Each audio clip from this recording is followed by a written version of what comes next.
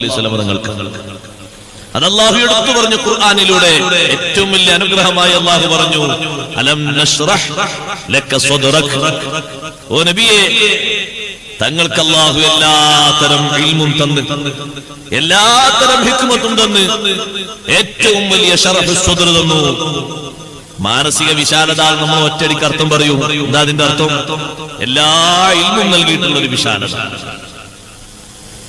അള്ളാഹുവിന്റെ മാരിഫത്ത്, പാരത്രിക ലോകത്തെ കുറിച്ചുള്ള ഏറ്റവും വലിയ അറിവ്. ആ അറിവ് വർദ്ധിക്കുമ്പോൾ സ്വാഭാവികമായും നമ്മുടെ മനസ്സും നമ്മുടെ ശരീരവും നമ്മുടെ വിഭാഗത്തും എല്ലാം സ്വീകാര്യതയുടെ തലത്തിലേക്ക് ഉയരും. ഞാൻ ആമുഖമായി പറയുന്നത്, ഇൽമൊക്കെ മതിയായി എന്നാരും കരുതരുത്. ഇൽമ കുറഞ്ഞുകൊണ്ടിരിക്കുകയാണ്. അള്ളാഹു നമ്മളെ കാത്തുരക്ഷിക്കട്ടെ. അങ്ങനല്ലേ? ഖിയാമത്ത് നാളാകുമ്പോ ഇൽമ കുറയുന്നോ കൂടുന്ന പറഞ്ഞേ? കുറയുന്നു. എന്താ കൂടുന്നു പറഞ്ഞ സാധനം? യക്സുറുൽ ജഹ്ലു. കൂടുന്നു പറഞ്ഞത് എന്താ? ജഹ്ൽ അധികരിക്കും, അജ്ഞത അധികരിക്കും. നമ്മൾ നമ്മെ തന്നെ പരിശോധിച്ചാൽ മതി. ഞാൻ എന്നെയും നിങ്ങൾ ഓരോരുത്തരും നിങ്ങളെയും പരിശോധിച്ചാൽ മതി. പുറത്തേക്കൊന്നും പോകേണ്ട ആവശ്യമില്ല. ഏതെങ്കിലും ഒരു അമൽ അതിന്റെ പൂർണ്ണമായ മസലകളോടുകൂടെ നിർവഹിക്കാനുള്ള കെൽപ്പ് നമുക്കുണ്ടോ സഹോദരങ്ങളെ? അല്ലാഹു നമുക്ക് ഇൽമേറ്റി തരട്ടെ. അതിനാണ് കിതാബുകളൊക്കെ മുത്താല ചെയ്ത് ഇങ്ങനെ ഓതിക്കൊണ്ടിരിക്കുന്നത്. ഓരോ ദിവസവും ഓതിക്കൊടുത്തു ഖൽബിലായി ഒന്ന് തറച്ചു കിട്ടും. ഇപ്പൊ നിസ്കാരം വലിയൊരു അമലാണ്. അതിന്റെ മസലകൾ പൂർണ്ണമായി ശരിക്കും മനസ്സിൽ ഗ്രഹിച്ച് അതൊന്നും തെറ്റാതെയുള്ളൊരു നിസ്കാരം. ബാക്കിയുള്ളത് അവിടെ നിൽക്കട്ടെ. എന്നാൽ ഇഖ്ലാസും ചേരുവകളൊക്കെ ചേർത്തിട്ടുള്ള നിസ്കാരം നിസ്കരിക്കണമെങ്കിൽ എത്ര അറിവ് വേണം?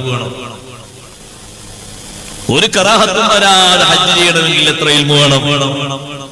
ഒരു കറാഹത്തും വരാതെ നോമ്പ് നോൽക്കണമെങ്കിൽ എത്ര ഇൽമു വേണം? ഒരു കറാഹത്തും വരാതെ സക്കാത്ത് കൊടുക്കണമെങ്കിൽ എത്ര ഇൽമു വേണം? എല്ലാറ്റിനും വേണ്ടത് ഇൽമാണ്. ഇൽമാണ് നമുക്ക് അധികം വേണ്ടത്. അല്ലാഹു നമുക്ക് അധികം നൽകുമാറാകട്ടെ. ഇൽമിന്റെ ചോദ്യം നിർത്താൻ പറ്റില്ല. എപ്പോഴും അധികം ഇങ്ങനെ ചോദിക്കൊണ്ടിരിക്കും.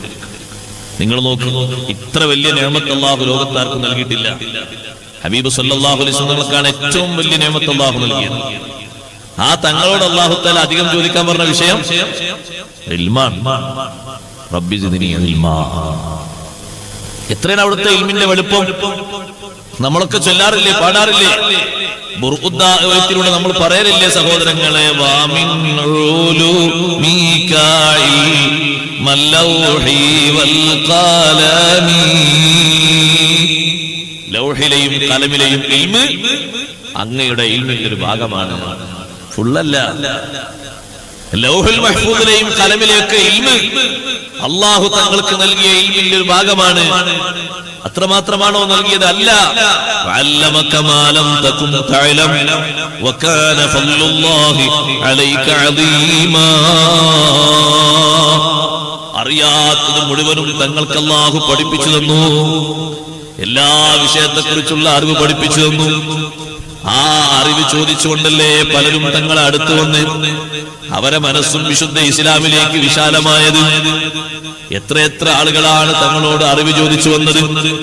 കാരണം തൗറാത്തിലും ഇഞ്ചീലിലും വരാനിരിക്കുന്ന നബിയോട് നിങ്ങൾ ഇന്നിന്നും വിഷയങ്ങളൊക്കെ ചോദിക്കണം, ഇന്നിന്നും കാര്യങ്ങളൊക്കെ ചോദിക്കണമെന്ന് എണ്ണി പറഞ്ഞത് കേട്ടും അറിഞ്ഞും വരലിൽ നിന്നും കേട്ടറിവും മറ്റുള്ള അറിവ് കൊണ്ട് തങ്ങളെ മുന്നിലേക്ക് ജനങ്ങൾ വന്ന് ഓരോന്നും ചോദിച്ച് മനസ്സിലാക്കി ആ തൗറാത്തിലും ഇഞ്ചീലിലും പറഞ്ഞ ഇൽമിൽ യാതൊരു വകഭേദവുമില്ലാതെ മറുപടി നൽകിയപ്പോ അവരെ മനസ്സിന്റെ അന്തം മുഴുവനും മാറിയിട്ട് യഥാർത്ഥ വഴിയിലേക്ക് മനസ്സങ്ങ് തുറന്നു വെച്ചു, തങ്ങളെ സ്വീകരിച്ചു.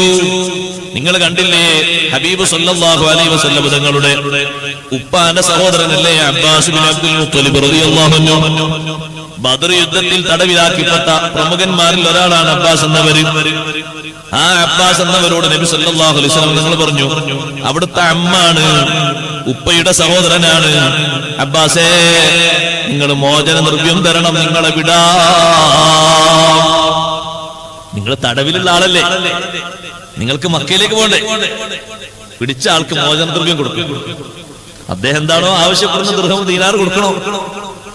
അപ്പൊ അബ്ബാസ് റളിയല്ലാഹു അൻഹു പറഞ്ഞു, എന്റെ കയ്യിൽ എനിക്ക് കൊടുക്കാൻ എവിടുന്ന സ്വത്ത്, എനിക്ക് സ്വത്തൊന്നുമില്ലാന്നോ, സമ്പത്തൊന്നുമില്ലാന്നോ? ഇല്ലേ? എവിടെ സമ്പത്തൊന്നുമില്ല. പിന്നെ നബി സല്ലല്ലാഹു അലൈഹി വസല്ലം തങ്ങൾ പതുക്കെ വന്ന് ചോദിച്ചു, അല്ല അബ്ബാസേ, നിങ്ങൾ എന്റെ അമ്മ, ഞാൻ കാര്യം ചോദിക്കട്ടെ, മക്കളൊന്നും അറിയാതെ, കുടുംബങ്ങളൊന്നും അറിയാതെ നിങ്ങളെ വീട്ടിന്റെ ഉള്ളിൽ ഒരു അറയുണ്ടാക്കിയിട്ട് ആ അറക്കുള്ളിൽ നിങ്ങൾ വെച്ചൊരു സമ്പത്തില്ലേ, അതവിടെ പോയി? അബ്ബാസ് എന്നവർ ഞെട്ടിപ്പോയി. അങ്ങനെ ഒരു ആര കാണിച്ചു കൊടുത്തു. മക്കള് വരെ അറിയില്ല, അയൽവാസികൾ അറിയില്ല, സ്നേഹിതന്മാരറിയില്ല. ആ അറിവെന്ന് പറഞ്ഞപ്പോ അബ്ബാസ് എന്നവരെ ഖൽബ് തുറന്നു. അബ്ബാസ് ബിൻ അബ്ദുൽ മുത്തലിബ് പറഞ്ഞു, അശ്ഹദു അന്നക റസൂലുള്ളാഹ്. എന്റെ സ്വന്തം കൂടപ്പിറപ്പുകളായ മക്കൾ പോലും അറിയാത്ത വിഷയം തങ്ങൾക്ക് അറിയിച്ചു തന്നത് അള്ളാഹു തന്നെയാണ് നബിയേ. ഞാൻ ഉറച്ചു വിശ്വസിക്കുന്നു അവിടുന്ന് അള്ളാഹുവിന്റെ റസൂലാണ്. എങ്ങനെയാണ് അബ്ബാസ് എന്നവരെ വിശുദ്ധ ദീനിലേക്ക് കൊണ്ടുവന്നത്? അറിയാത്തത് മുഴുവനും തങ്ങൾക്ക് അല്ലാഹു പഠിപ്പിച്ചു തന്നിട്ടുണ്ട്.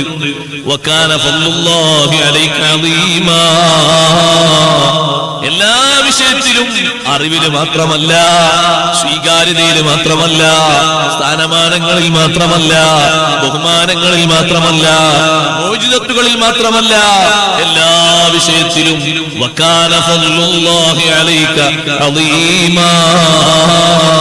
അങ്ങേക്ക് അല്ലാഹു നൽകിയ ഔദാര്യം വിവരിക്കാൻ കഴിയില്ല.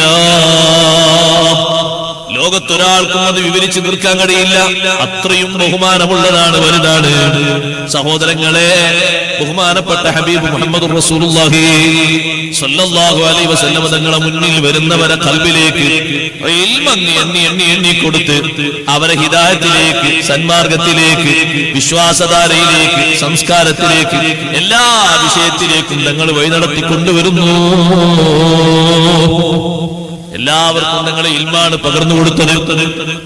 ചോദിച്ചത് മാത്രമല്ല, അവര് മാത്രം അറിയുന്നത്, മറ്റാരും അറിയാത്തത്, ആരോടും കൈമാറാത്തത്, ആരോടും പറയാത്തത് വിഷയങ്ങളൊക്കെ തങ്ങളങ്ങ് ബോധ്യപ്പെടുത്തി കൊടുത്ത് അവരെ മനസ്സിന്റെ ഉള്ളിലുള്ള മറനീക്കുകയാണ്. ഈ ഇൽമ് അധികം കിട്ടാനാണ് കലീമുല്ലാഹി മൂസ അലൈഹിസ്സലാം അല്ലാഹുവോട് ദുആ ചെയ്തത്. റബ്ബി ശ്റഹ് ലീ സദ്രി വയസ്സിർ ലീ അംരി വഹ്ലുൽ ഉഖ്ദതം മിൻ ലിസാനി യഫ്ഖഹൂ ഖൗലി. ഓരോ സമയത്തും വേണ്ട ഇൽമ് തന്ന് അല്ലാഹുവേ എന്റെ മനസ്സിന് നീ വിശാലത തരണം. സഹോദരങ്ങളെ, ഇൽമിന്റെ ആഴവും ഇൽമിന്റെ വലിപ്പവും കൊണ്ടാണ് ഈ ദുനിയാവിൽ എല്ലാ രംഗത്തേക്കും ഉയരാൻ കഴിയുന്നത്, എല്ലാ വിഷയങ്ങളിലേക്കും ഉയരാൻ കഴിയുന്നത്. അപ്പൊ എന്തെങ്കിലും ഒരു സംഗതി മറച്ചു വെച്ചിട്ടോ, എന്തെങ്കിലും ഒരു സംഗതി അറിയില്ലെന്ന് കരുതിയിട്ടോ തങ്ങളെ മുന്നിൽ വരുന്ന ആളുകൾ മുഴുവനും ആ വിഷയങ്ങളൊക്കെ മാറ്റിയിട്ട് പിന്നെ ഒരു പൊതുജീവിതത്തിലേക്ക് അവർ കാലെടുത്ത് വെക്കുന്നത് അജ്ഞത അവരിൽ നിന്ന് നീക്കിയിട്ട് യഥാർത്ഥ ഇൽമ് നൽകിയിട്ടാണ്. അതുകൊണ്ട് സഹോദരങ്ങളെ, ഇൽമ് എല്ലാവരും കൂടുതൽ ഞാനും നിങ്ങളും കൂടുതലായി അധികരിപ്പിക്കണം. അല്ലാഹു നമുക്ക് ഇൽമു വർദ്ധിപ്പിച്ചു തരുമാറാകട്ടെ. അഷ്റഫുൽ ഖൽഖ് മുഹമ്മദുർ റസൂലുള്ളാഹി സ്വല്ലല്ലാഹു അലൈഹി വസല്ലം തങ്ങളെ മുന്നിൽ ഒരു വിഷയവും അറിയാതെ തങ്ങളെ വകവരുത്താൻ വേണ്ടി വിഷത്തിലൂട്ടിയ വാളുമായി വന്നില്ലേ ഉമൈർ ഇബ്നു വഹ്ബ്? നല്ല വിഷത്തിലൂട്ടിയ വാളുമായിട്ട് വന്ന് ആ വരവ് കണ്ട ഉമർ ഇബ്നുൽ ഖത്താബ് റളിയല്ലാഹു അൻഹു മദീനത്തെ പള്ളിയിൽ നിന്ന് നേരെ അങ്ങോട്ട് ചാടിപ്പോയി. ആരാ വരുന്നത് എന്നറിയോ? ഉമൈർ ഇബ്നു വഹ്ബാണ് വരുന്നത്. കഠിന ശത്രുത കൊണ്ടാ വരുന്നത്. വിഷത്തിലൂട്ടിയ വാളും ഊരി പിടിച്ചാ വരുന്നത്. എന്തെങ്കിലുമൊക്കെ നിശ്ചയിച്ചല്ലാതെ ഈ വരവിങ്ങനെ വരില്ല. ആ ഉമൈർ ഇബ്നു വഹ്ബ് വന്ന് നേരെ മുറ്റത്തിറങ്ങി. നബി സല്ലല്ലാഹു അലൈഹി വസല്ലം തങ്ങളെ വീട്ടിലേക്ക് കയറാനൊക്കുമ്പോ ഉമർ ഇബ്നുൽ ഖത്താബ് തങ്ങൾ രണ്ട് കൈയും വെച്ച് അവിടെ വിലങ്ങ് സൃഷ്ടിക്കുന്നു. വാതിൽപ്പടിയിൽ രണ്ട് കൈയും വെച്ച് ഇങ്ങനെ നിന്നു. നബി സല്ലല്ലാഹു അലൈഹി വസല്ലം തങ്ങൾ പുറത്തേക്ക് ഇറങ്ങിയപ്പോൾ ഉമർ റളിയല്ലാഹു അൻഹു ഇങ്ങനെ നിൽക്കുന്നത്. എന്താ ഇങ്ങനെ നിൽക്കുന്നത്? ഒന്നുമല്ല, ഇവിടെ ഉമൈർ ഇബ്നു വഹ്ബ് വന്നിട്ടുണ്ട്. അതിനെന്തിനാ നിങ്ങൾ തടസ്സം ചെയ്യുന്നത്? ഇങ്ങോട്ട് വരട്ടെ. എന്തോ ഒരു വിഷയം കൊണ്ടാണ് നബി വന്നത്. എന്ത് വിഷയം കൊണ്ടാണെങ്കിലും ആള് വരട്ടെ. റളിയല്ലാഹു അൻഹുവിന്റെ മനസ്സമാധാനത്തിന് വേണ്ടി മഹാനവർകൾ പറഞ്ഞു, പരിസരത്തുള്ള സ്വഹാബിമാരോട് നിങ്ങൾ ഇവിടെ തന്നെ നിൽക്കണം. ഊരി പിടിച്ച വാളുമായിട്ടാണ് വന്നത്. അല്ലാഹു തആല നബി തങ്ങൾക്ക് വലിയ കാവൽ കൊടുക്കുന്നതിന് തർക്കമില്ല. എന്നാലും അവരൊരു മഹബത്തില്ലേ, അവരൊരു ഈമാനില്ലേ, നിങ്ങൾ ഇവിടെ നിൽക്കണം, പോകരുത്. റളിയല്ലാഹു അൻഹു മാറിയപ്പോൾ നബി തങ്ങൾ വിളിച്ചു, ഉമേറിനെ വിളിച്ചു, ഇതിന് മിന്നി യാ ഉമേർ, അടുത്തു വാ. അടുത്തേക്ക് വിളിച്ചു. ഉമേർ ഇബ്നു വഹബ് അടുത്തു വന്നു. നേരെ തൊട്ടടുത്ത് മുഖാമുഖം സംസാരിക്കുന്നു. എന്തിനേ വന്നത്? ഒന്നുമില്ല, എന്റെ മകന് വഹബ് തടവുകാരിൽ കൊണ്ടുപോകാൻ വേണ്ടി വന്നത്, മോചിപ്പിച്ചു കൊണ്ടാൻ വേണ്ടി വന്നത്.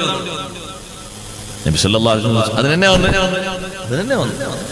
മോനെ കൊണ്ടുപോകാൻ എന്തിനാ ഈ വാള്? നല്ല വാളുമായിട്ടാണ് വന്നത്. മോനെ കൊണ്ട വാളെന്തിനാ? അപ്പൊ ഉമേർ ഇബ്നു വഹബ് പറഞ്ഞു, വാള് കൊണ്ട് വല്ലതും നടക്കുമോ?